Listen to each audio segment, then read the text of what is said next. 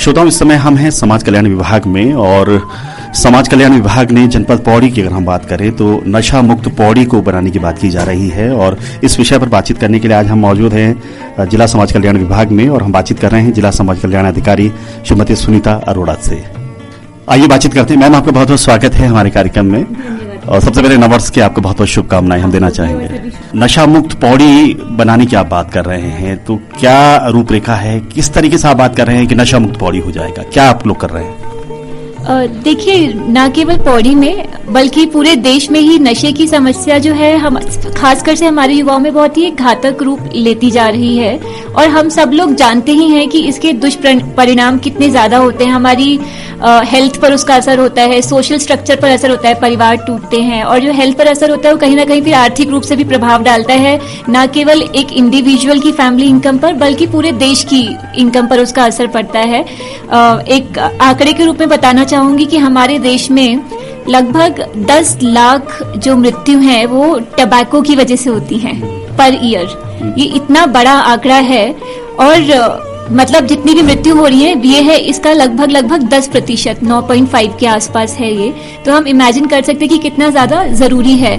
और हम लोगों ने देखा ही है कि खासकर से हमारे पर्वतीय जनपदों में ये हो सकता है कहीं ना कहीं शायद एजुकेशन की कमी है और या फिर मौसम का प्रभाव है। बहुत से कारण हैं इसके कि नशे का हम ज्यादा ही देखते हैं प्रभाव।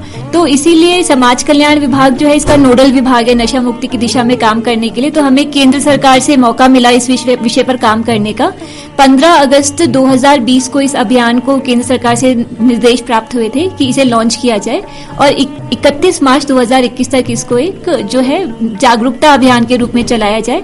तो उसी पर फिलहाल काम कर रहे हैं क्योंकि कोविड का समय है तो लोगों से इंटरैक्शन, सोशल डिस्टेंसिंग का ध्यान रखते हुए जो अभी हमारा मेन फोकस है वो है सोशल मीडिया के थ्रू प्रचार प्रसार करने का और साथ ही जो कुछ प्रतियोगिताएं आयोजित कर रहे हैं जिससे लोगों में और ज्यादा जागरूकता बढ़े तो वो भी एंट्रीज जो है हम ऑनलाइन मंगवा रहे हैं एंट्रीज। तो ये फिलहाल मोटा जो है हमारी फिलहाल के लिए जो कार्य योजना है वो ये है इस दिशा में।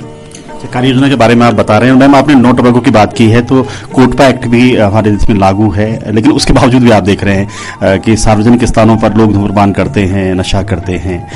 क्या मानसिकता है कि लोग नशे को छोड़ना नहीं चाह रहे हैं? देखिए, इसके बहुत से कारण रहते हैं जैसे और हर एज ग्रुप में कहीं ना कहीं अलग अलग कारण है। और नशे की अगर बात करें तो इससे मैं कहूंगी कि एजुकेशन का या आपके क्लास का, आप कौन से क्लास को बिलोंग करते हैं, अपर क्लास, हायर क्लास, इसका कुछ लेना देना नहीं है। अगर जैसे इंसान जब बचपन में या एडोलेसेंस एज में, किशोर अवस्था में जब शुरू करता है नशा लेना तो उसके खास 2-3 जो कारण रहते हैं। एक तो पीयर प्रेशर रहता है थोड़ा, दूसरा अवेलेबिलिटी है, अगर अवेलेबल होगा। जैसे कुछ ड्रग्स तो अभी भी लीगल है, अगर टबैको की बात करें, अल्कोहल की बात करें तो वो लीगल है, उसे लेना इलीगल नहीं है, तो इसलिए इजीली अवेलेबल भी है। तो दूसरा ये रहता है। तीसरा, युवावस्था में एक खासकर से किशोरावस्था में एक एक्सपेरिमेंट, प्रयोग करने की प्रवृत्ति रहती है। तो उनको ये भी लगता है, ये एम्स की स्टडी है इसके ऊपर कि उस एज में बच्चों को ये भी लगता है कि उन्हें कुछ नहीं हो सकता, वो इनवल्नरेबिलिटी वाली उनकी मानसिकता होती है। तो वो एक कारण रहा है कि उस दिशा में लोग आगे बढ़ते हैं। आगे चलकर अगर बात करूं, जब एक बार हम गृहस्थावस्था में आ जाते हैं, थोड़े बड़े लोगों की बात करूं तो कहीं ना कहीं हम सब जानते ही हैं कि एक तो इंसान को लगता है कि ये सब लेने से उसके सारे दुख गम जो है कुछ क्षण के लिए भूल जाता है। और दूसरा मैं कहूंगी कि उसे ऐसा लगता है कि एक इंटॉक्सिकेटिंग सी फीलिंग आती है, खुशी का अनुभव होता है, उन्हें लगता है ऐसा, पर ये सिर्फ लगता है, असल में होता नहीं है। तो ये कुछ कारण है जिसकी वजह से लोग नशे को छोड़ नहीं पाते, जानते हुए भी कि हमारे लिए गलत है। आपने बताया कि नशा करने वालों की प्रवृत्ति क्या होती है और क्यों नशे की तरफ बढ़ते रहते हैं। आप बता रही थी कि इस समय कोरोना काल चल रहा है, कोविड-19 के अंतर्गत आप उस तरीके से इस कार्यक्रम को नहीं फैला पा रहे हैं, लेकिन आप देखेंगे कि ग्रामीण क्षेत्र में लोग ज्यादा नशे के आदी हैं। तो उन तक अपनी बात कैसे आप पहुंचा पा रही हैं इस दौरान, जब आप कह रही हैं कि आप उनसे नहीं मिल पा रही हैं, उनके साथ नहीं जा पा रही हैं, उनके समूह, तो कैसे आप इस कार्यक्रम को ग्रामीण क्षेत्र तक ले जाने की कोशिश कर रहे हैं? देखिए, एक तो हम सोशल मीडिया के माध्यम से, जैसे मैंने बताया कि हम प्रचार प्रसार कर रहे हैं, तो सोशल मीडिया की बात करें तो हमने फेसबुक, ट्विटर, इंस्टाग्राम पे अपने अकाउंट बनाए हुए हैं। हम रोज उसके बारे में जानकारी डालते रहते हैं। बट जैसे कि आपने कहा, रूरल जो लोग हैं, ग्रामीण लोग जो हैं, उन तक सोशल मीडिया के माध्यम से पहुंच पाना थोड़ा मुश्किल है। हालांकि यूथ तो आजकल हमारा रूरल एरियाज का भी फेसबुक सब यूज करते ही हैं, पर अगर हम थोड़े वयस्क लोगों की बात करें तो वो सोशल मीडिया के माध्यम से नहीं पहुंच पाएंगे। तो अभी हाल ही में हमने 2 प्रतियोगिताएं आयोजित की हैं। एक है कविता लेखन प्रतियोगिता और दूसरा है हमारा ड्राइंग या पेंटिंग कंपटीशन। हमने प्रतियोगिता आयोजित की है और इन दोनों ही प्रतियोगिताओं को हमने 2 वर्गों में आयोजित कर रहे हैं, एक 15 वर्ष से नीचे वाले और 15 वर्ष से ऊपर वाले। तो कविता का जैसे हमने तीनों भाषाओं में रखा है, हिंदी, इंग्लिश और गढ़वाली भी। और शिक्षा विभाग हो, सीएमओ हो, हमारे एसएसपी हो, इनको हमने सारे बीडीओज को, हमारे जो खंड विकास अधिकारी हैं, एसडीएम्स हैं, सबको हमने अनुरोध किया है इसके प्रचार प्रसार के लिए कि जन जन तक रूरल एरियाज में भी ये पहुंचे। और मैं इनफैक्ट कहना चाहूंगी कि हमने जो प्राइज मनी रखा है वो भी काफी अच्छा है। जैसे 15 से सीनियर वर्ग में हमने जो है 10,000 पहला प्राइज है दोनों ही प्रतियोगिताओं में, दूसरा 7,000, तीसरा 5,000। तो मुझे लगता है कि कहीं ना कहीं लोग इस मैसेज से जुड़ेंगे जरूर, ये चेतना जरूर आएगी। साथ ही हम प्लान कर रहे हैं कुछ नुक्कड़ नाटक करने का भविष्य में।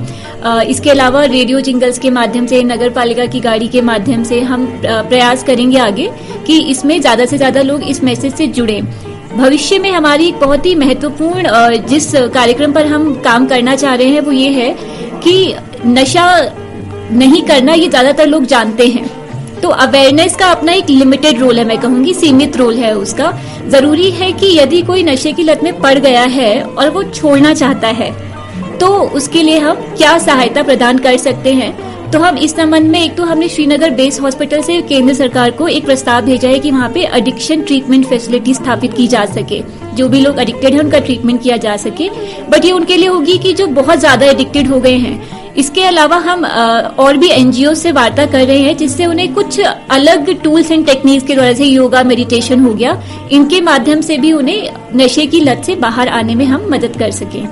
जैसा बता रहे हैं समाज कल्याण विभाग एक तो बात कर रहा है कि लोगों को जानकारी हो कि नशे के क्या दुष्प्रभाव हैं, और साथ ही आप बता रहे हैं कि जो एडिक्ट हो चुके हैं उनको कैसे बाहर निकाला जाए।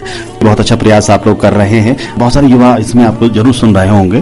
तो नशा कैसे युवाओं के लिए अभिशाप है, कैसे उनकी प्रगति को रोक सकता है, थोड़ा आपसे जानना चाहूँ। जी देखिए पोली जी, सवाल तो बहुत अच्छा है पर इसका आंसर कहीं ना कहीं हम सभी जानते ही हैं। हमारी हेल्थ पर इसका बहुत बुरा इम्पैक्ट पड़ता है, जैसे कि मैंने स्टार्टिंग में भी बोला। हमारा जो परसेप्शन होता है, हमारी इंटेलेक्ट, बुद्धि जो है हमारी, उसको नशा कहीं ना कहीं क्लाउड कर देता है। जजमेंट लेने की जो हमारी क्षमता है, हमारा एनर्जी लेवल बहुत ज्यादा डाउन हो जाता है। तो हम जीवन में जो कुछ भी कर रहे हैं, पहली बात तो कोई उत्साह ही नहीं रहेगा करने का, और अगर कुछ करते भी है तो एफिशिएंसी से, एनर्जी वाइज उसको नहीं कर पाएंगे अच्छे से, और इसका फिर डायरेक्टली इनडायरेक्टली परिणाम पड़ता है हमारी इनकम अर्निंग कैपेसिटी पे। तो ये आगे चल के कंटिन्यू होता रहता है। ये दुष्परिणाम इस रूप में देखने को मिलते हैं युवाओं में। मैम, आपने अभी ये प्रतियोगिता की बात की, जन जन तक ये संदेश पहुंचाने के लिए आप प्रतियोगिताओं का सहारा ले रही हैं। कविता लेखन प्रतियोगिता आपने कही और पोस्टर प्रतियोगिता आप लोग कह रहे हैं। बच्चा अगर आपसे संपर्क करना चाहे तो कैसे संपर्क कर सकता है इस प्रतियोगिता में शामिल होने के लिए? जी पोली जी, आपने बहुत अच्छा प्रश्न पूछा है। तो इस संबंध में हमारा जो कार्यालय का नंबर है उस पर संपर्क कर सकता है हमें कोई भी। तो एक तो हमारा लैंडलाइन नंबर है जिसका मैं यहाँ पे रिपीट करना चाहूंगी हमारे श्रोताओं के लिए, 01368। ये हमारा पिन कोड हो गया 01368 22 23 75। फिर एक बार रिपीट करूंगी, 01368 22 23 75। यदि कोई जानकारी चाहिए हो तो आप इस नंबर पे हमसे प्राप्त कर सकते हैं, या फिर आप डायरेक्टली हमें 15 जनवरी इसकी लास्ट डेट है, अपनी जो प्रविष्टियां हैं इस नंबर पर जो मैं अभी बोलने जा रही हूँ उस पर व्हाट्सएप कर सकते हैं 7417672260। फिर से एक बार रिपीट करूंगी, 7417672260। मुझे आशा है कि हमारे श्रोता जो भी सुन रहे हैं, कोई एज का बार नहीं है, 0 से लेकर 60, 70, 80, 90, क्योंकि नशा तो कोई भी कर सकता है, किसी भी एज का व्यक्ति। तो सबके लिए प्रतियोगिता खुली है। तो आप लोग जरूर किसी न किसी रूप में अपनी एंट्रीज जो है हमें भेजेंगे। भविष्य में हम और भी कुछ प्रतियोगिताएं आयोजित करने का कार्यक्रम है हमारा, पर प्रथम चरण में हम ये प्रतियोगिताएं आयोजित करवा रहे हैं।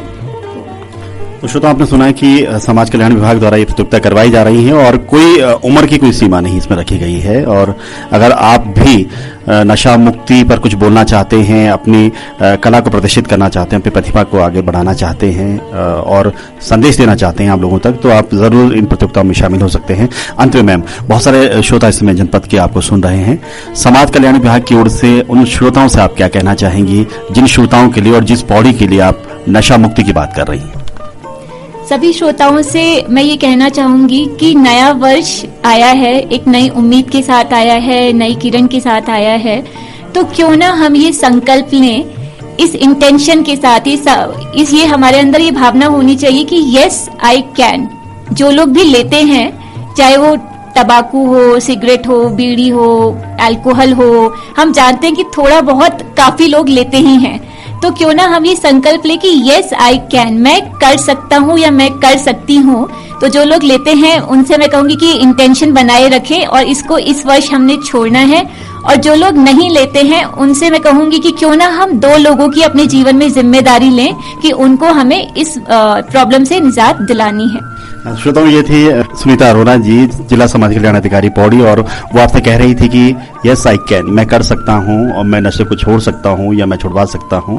तो आप सभी लोगों से हमारा निवेदन है कि नशा मुक्त पौड़ी को बनाने में आप भी अपना सहयोग प्रदान करें। मैम, हमारे श्रोताओं से बातचीत करने के लिए बहुत बहुत शुक्रिया। धन्यवाद।